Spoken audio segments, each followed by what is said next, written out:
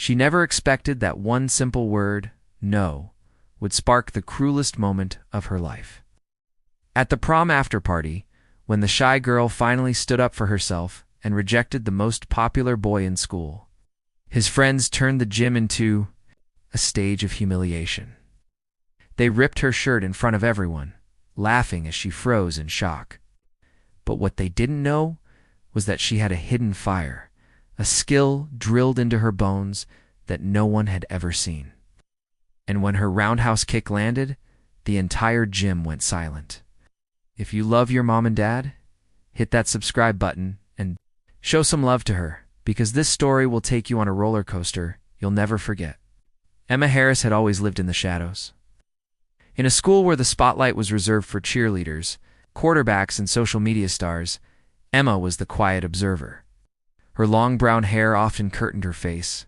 Her voice was soft enough to be drowned out by laughter, and her clothes were simple, plain, unnoticeable. She was the kind of girl people forgot was even in the room. But behind that quietness, Emma carried a world of pain and resilience.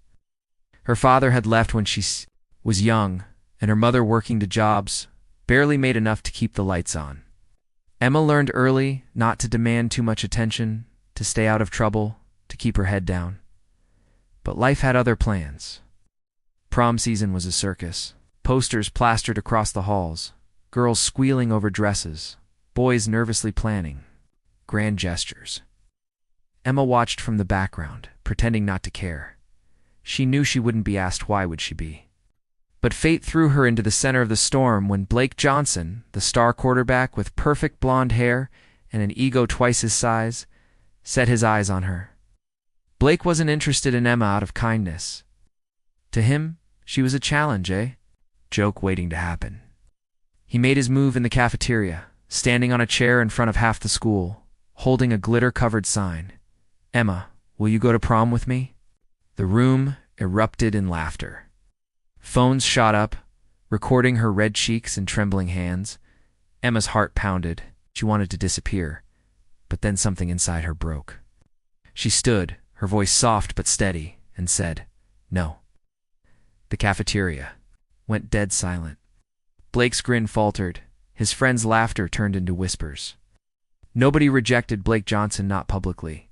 His pride shattered and rage flickered in his eyes. "You'll regret that," he muttered, loud enough for everyone to hear. The days that followed were torture. Whispers trailed her in the halls. Blake's friends Jake, Ryan, and Caleb cornered her at her locker, mocking her, calling her names, reminding her of what she had done. But Emma didn't waver. For once she had chosen her own voice, and she refused to regret it. Prom night arrived. Emma didn't go. She couldn't afford a dress, and besides, she knew she wouldn't be welcome. But fate had one more cruel twist. The after-party was held in the school gym, transformed with fairy lights, balloons, and streamers. Emma had been volunteering earlier that day to help clean up, and when she returned later to grab the jacket she'd left behind, the bully spotted her. "Look who showed up!" Blake sneered, still nursing his bruised pride. The music lowered. Eyes turned toward the confrontation. Emma froze, her jacket clutched in her hand. "You think you're too good for me?" Blake barked, stepping closer. "Reject me in front of the whole school? You're nothing." His friends circled like vultures, hyping him up. And then, in a moment that burned into Emma's soul, Blake grabbed her shirt and yanked, the fabric tearing loudly under the gym. Lights, gasps filled the room. Emma's arms wrapped around herself, tears stinging her eyes as laughter erupted. Phones were out again, recording her humiliation. But then, something snapped. The years of silence, the endless cruelty, the bottled up anger, she couldn't hold it anymore. Her hands dropped from her chest. Her breathing slowed. Her eyes locked on Blake's with a fire none of them had ever seen. She remembered the dojo, the late nights, the drills. The words of her sensei, Mr. Yamada, an old man who had trained her since she was 12. After her mother begged him to teach her how to protect herself. "A quiet river may look calm," he had said, "but its current can sweep away mountains." Blake laughed, reaching to grab her again.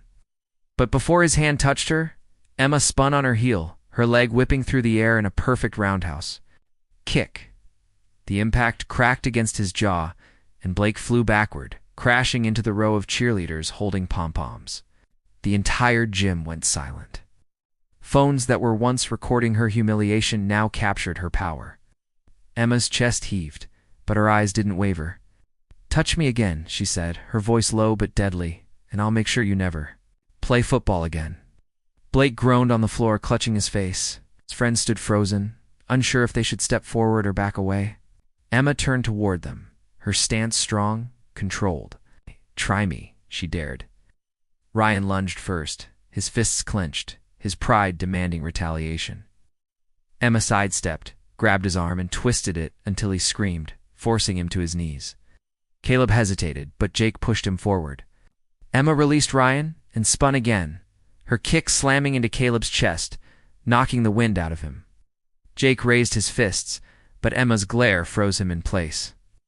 The crowd was no longer laughing. Whispers spread. "Did you see that? She took down Blake. She's insane." But Emma wasn't insane. She was free. The principal stormed in, alerted by the commotion, but by then the bullies were already on the ground, their pride shattered. Videos flooded social media. By morning, Emma wasn't the shy girl anymore. She was the girl who had dropped the quarterback with a single kick. But the story didn't end there. Blake's family was furious. They demanded Emma be expelled. They painted her as violent, unstable, dangerous. But when the school board reviewed the footage, the truth was undeniable. Blake had assaulted her first. Emma had only defended herself. The bullies were suspended, stripped of their privileges. Blake's football scholarship was suddenly in jeopardy, and Emma. She walked the halls with her head high for the first time.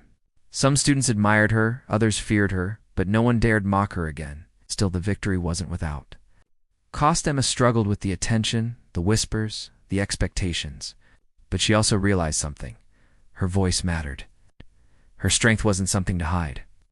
And when Mr. Yamada asked her to start teaching younger girls at the dojo, girls who had been bullied, harassed, ignored, she said yes. Her story wasn't just her own anymore. It was a message. Even the quietest voices can roar. But fate had one more twist. Weeks later, while training at the dojo, Emma noticed a man watching from the doorway. He was older, scarred, his eyes sharp. He introduced himself as someone who had known her father, someone who claimed her father had once been a fighter, protector, a man with enemies. "You didn't just inherit his eyes," the man said. "You inherited his fight." Emma's Journey was far from over. What started in a high school gym was only the beginning of a story much bigger than she ever imagined. If you're watching this right now, tell me, from which part of the country are you tuning in?